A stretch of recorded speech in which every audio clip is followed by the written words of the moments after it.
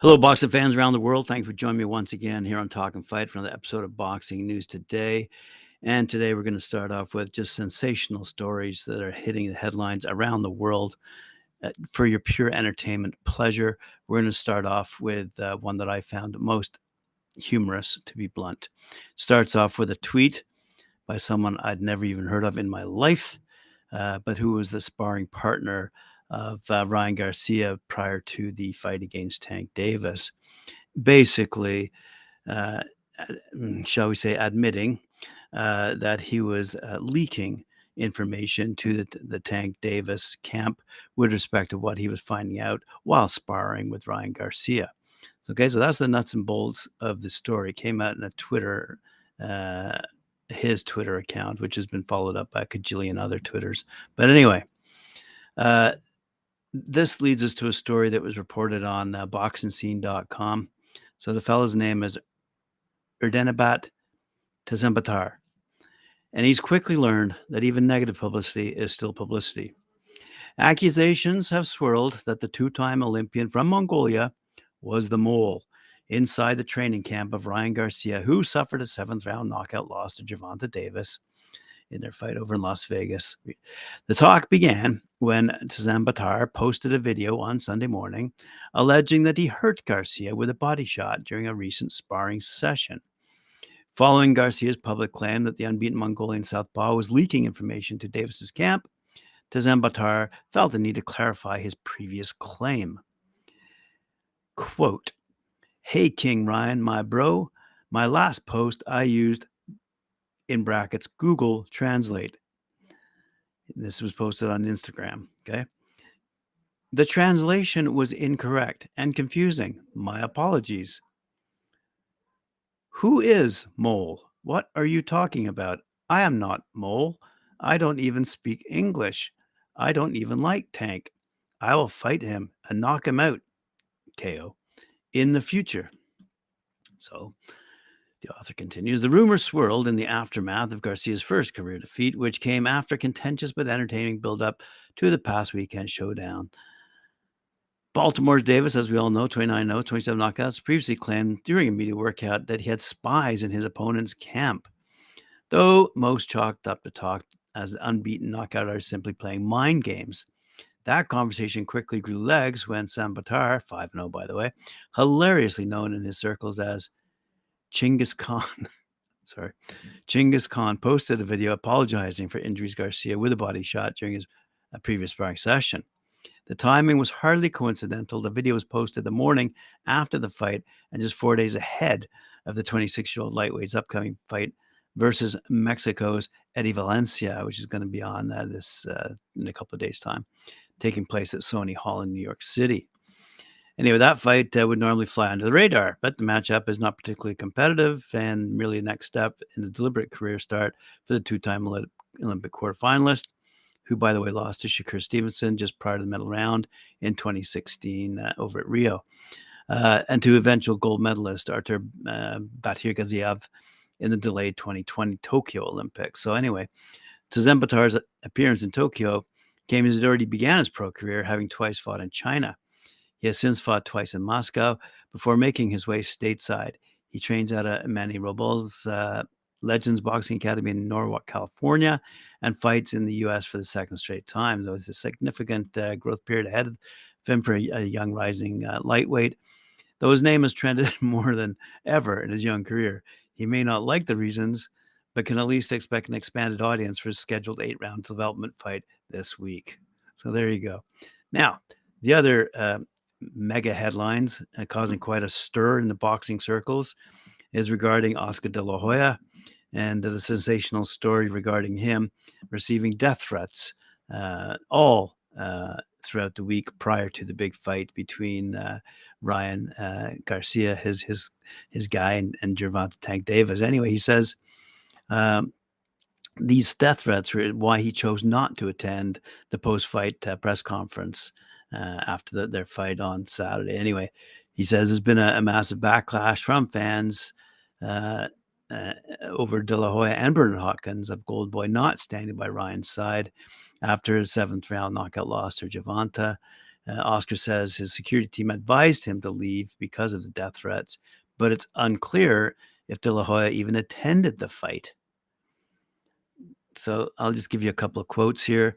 He says, "My security team told me, boss, we got to get the fuck out of here because I received death threats. You guys don't know this, but I received death threats throughout the whole week." And they said it was simply too dangerous. So we got out of there. Ryan Garcia, I have your back. Bernard has your back. We're with you 1000%. And you will be back stronger than ever, better than ever. So that's what De La Hoya said. Anyway, people go on and talk ad nauseum about this, but the whole question is has anyone seen Oscar De La Hoya ringside during that fight? And apparently, according to fans, they have not. Anyway, let's move along to what Charles Brunn has to say about Liam Beefy Smith in BoxingNews24.com, one of my favorite authors. He says, former WBO junior middleweight champ Liam Beefy Smith will fight Chris Eubank Jr. in a rematch at 160 on June 17th at the AO Arena in Manchester, England. The event is titled Repeat or Revenge and will be shown on Sky Box Office in the UK. No word yet on how much the fight event will be sold for. This isn't a fight that can be sold outside the UK, and I agree 100%. But, says Charles, you never know. It wouldn't be a shock to see DAZN place it on pay-per-view in North America, hoping that fans get caught up in the hype from the build-up. It's expected that Eubank Jr. will focus entirely on boxing, moving in the rematch, not letting Liam corner him and land his shots. However, Eubank Jr. isn't a spring chicken, and it's doubtful his old legs will keep him moving long enough to avoid Smith brutally bludgeoning him to the canvas. Eubank Jr. lacks the professional skills to keep a killer like Liam from doing the job on him the second time. Many boxing fans view the Smith-Eubank Jr. rematch as a pointless affair because the 34-year-old Liam already exposed Chris as having no skills by blasting him out in 4 rounds last January. Smith, he's now 33-3-1, by the way, 20 knockouts. Should have moved on with his career after that victory, using it as a catapult to get a money fight against Gennady Golovkin, Jermall Charlo, Caleb Plant, or David Benavidez instead of taking a rematch. The 33-year-old Eubank Jr., 32-3, by the way, 23 knockouts, looked so awful against Smith, showing the same flaws in his game that George Groves capitalized on 5 years ago when he beat him in 2018. Eubank Jr. is nothing like his old man and doesn't have the skills or temperament for a game as Smith Sr. So he's just another example of a fighter taking advantage of having a famous dad to make a little coin by fighting lesser opposition. As we've seen, when Eubank Jr. has stepped up and against better opposition, he fails miserably, showing that he's a rudimentary fighter that lacks the ability or the mindset to hang with better resistance. Wow. Just by the way, kind of when that fight takes place, we're going to see Savannah Marshall go toe-to-toe against the undisputed super middleweight USA's Franchon Crews-Dezurn. That should be a great fight, by the way.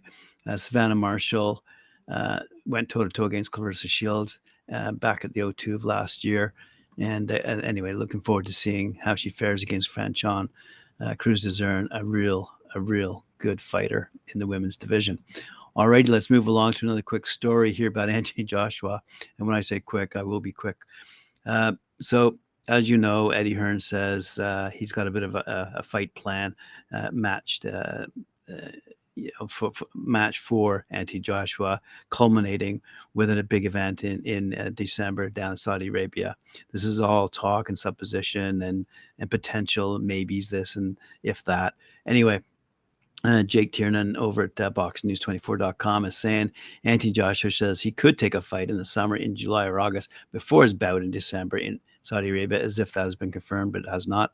AJ states that whether he fights in summer will come down to his trainer, Derek James, on how well he's looking in his training with him in Texas.